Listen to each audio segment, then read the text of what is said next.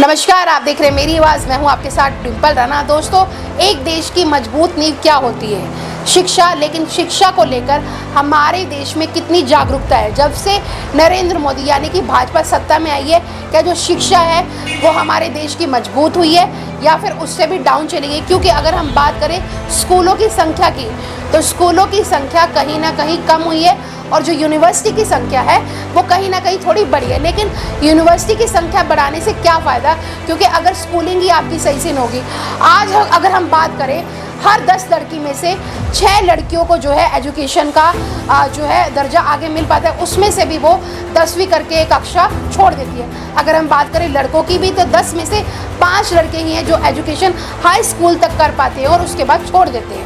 यानी कि जो शिक्षा का ग्राफ है हमारे देश का, वो बिल्कुल भी मजबूत नहीं है। और जब से नरेंद्र मोदी की सरकार यानी 2014 से अब 2024 का लोकसभा चुनाव आने वाला है, बेरोजगारी और शिक्षा का मुद्दा एक गंभीर रूप ले चुका है। इसके अलावा अगर हम बात करें महंगाई की, उसमें भी आम लोगों को बहुत ज़्यादा दिक्कतों का सामना करना पड़ रहा है। और जो अच्छी चीज़ें हुई है नरेंद्र मोदी की सरकार में, वो सिर्फ या तो जीडीपी अच्छी हुई है या फिर कुछ एक अन्य ऐसी चीज़ें हैं जो अच्छी हुई है।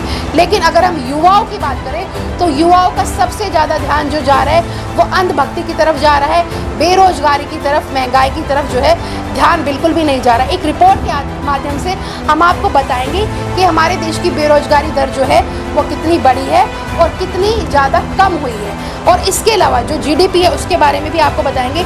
मैं आपको बताना चाहती हूँ, 90 करोड़ हमारे देश में ऐसे युवा है जो नौकरी के योग्य है, लेकिन उसमें से सिर्फ 45 करोड़ लोगों के पास नौकरी है। 45 करोड़ में से अगर हम आंकड़े की बात करें तो 41 करोड़ लोगों के पास रोजगार है और 45 करोड़ लोग ऐसे हैं हमारे देश में जो नौकरी की उम्मीद छोड़ चुके हैं। अगर हम आपको बताएं, 2019 के चुनाव के बाद सरकार के ही एक सर्वे में, यानी कि जो सरकार ने सर्वे किया था, उसी में ये आया था कि देश की बेरोजगारी दर 6.1% है। ये आंकड़ा 45 साल में सबसे ज़्यादा था। मोदी सरकार के आने से पहले देश में जो बेरोजगारी दर थी ना, वो 3.4 थी और मोदी सरकार के आने के बाद बेरोजगारी दर बढ़कर 8.1 हो गई है। अब आप देख सकते हैं कि जो सबसे गंभीर मुद्दा है, क्योंकि आज के समय पर जितने ज़्यादा युवा पढ़े लिखे उतने ज़्यादा वो बेरोजगार है।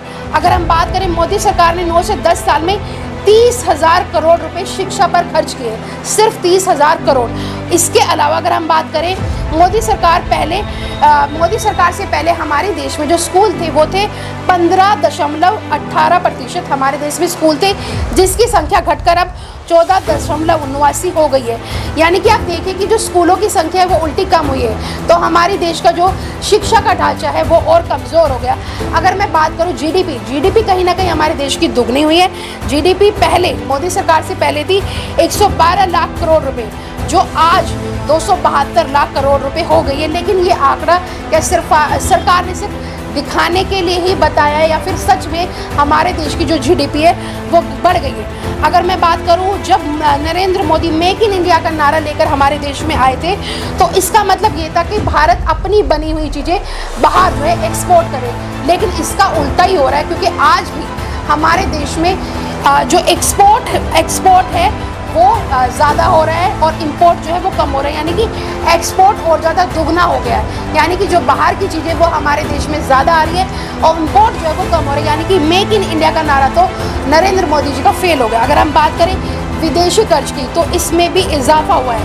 मोदी सरकार ने विदेशी कर्ज जो है वो बढ़ा है। हर साल औसतन 25 अरब डॉलर विदेशी कर्ज भारत पर बढ़ा है। पहले यानी कि मोदी सरकार से पहले देश में करीब 409 अरब डॉलर विदेशी कर्ज था, जो आज 1.5 गुना बढ़ गया। यानी कि आज जो कर्ज है ना विदेशी मुद्रा का, वो 613 अरब डॉलर हो गया।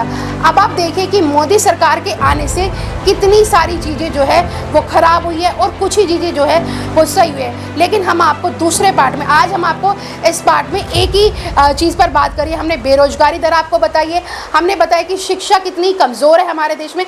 सिर्फ जीडीपी बढ़ाने से हमारे देश का भला नहीं होगा। अगर हम बात करें विदेशी कर्ज की, वो भी हमारा बढ़ा है। तो जो मोदी सरकार है जो बीजेपी सरकार है, आखिरकार उन्होंने देश के लिए क्या किया है, ये उन सब लोगों के लिए जो मोदी सरकार के अनभक्त बने हुए, क्योंकि अनभक्त बनने से कुछ नहीं होगा। आपको जो बड़े मुद्दे हैं, जो गंभीर मुद्दे हैं, यानी कि हमारी देश ना डूबता जा रहा है, तो इस देश को अगर आपको बचाना है तो आपको इन मुद्दों पर काम करना होगा। उस सरकार को हमारे देश में या हमारे राज्य में लाना होगा जो कि देश की जो गंभीर मुद्दे हैं उन पर ध्यान दें। देश में अभी भी 30% महिलाएं ऐसी हैं जो महिलाएं अनपढ़ है। मैं आपको बताती हूँ, 15% पुरुष अनपढ़ है और 30% महिलाएं अनपढ़ है। 10 में से 6 लड़कियां 10वीं से ज़्यादा नहीं पढ़ पा रही है, वहीं 10 में से 5 पुरुष ऐसे जो 10वीं के बाद नहीं पढ़ पा रहे।